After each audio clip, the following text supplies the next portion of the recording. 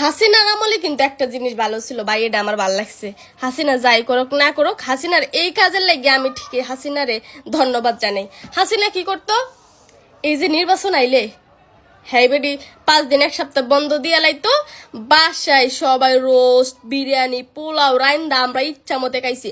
মানে আমাদের ভোট দিতে যাওয়ার কোনো চিন্তা নাই, কেন্দ্রে যাওয়ার জন্য কোনো চিন্তা নাই, কেন্দ্রে গিয়ে সিরিয়ালে দাঁড়ামু হেডের লাগে কোনো চিন্তা নাই, ঢাকার থেকে কষ্ট করে গ্রামে যাবো ভোট দিতে হেডের জন্য কোনো চিন্তা নাই। হাসিনা বেডি কি করতো, সারা রাত ব্যালট পেপারও ইচ্ছা মতো সিল মারাইতো, সকালে উঠতে কইতো নৌকা পাস।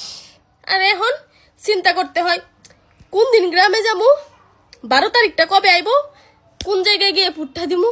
আরে দানের শীষে দিলে ভুল করে আবার দাড়িপাল্লায় জায়গা কিনা, মানে মাঝখানে পড়া যায় কিনা, আবার দাড়িপাল্লায় দিলে দানের শীষে জায়গা কিনা, মানে কত চিন্তা। হাসিনার আমলে কিন্তু আমরা এইসব চিন্তা করার লাগছে না।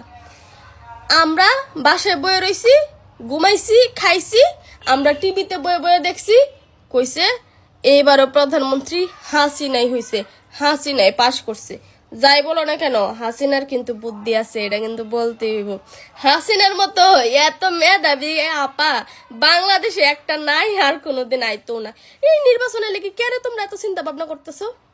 হাসিনা কত সুন্দর নির্বাচন করতো, হ্যাঁ একদম কাজা নাই, মারামারি নাই, ঝগড়া নাই, সুন্দর বেড়ি সিল মাইরে সকালে কইছে আমি পাস।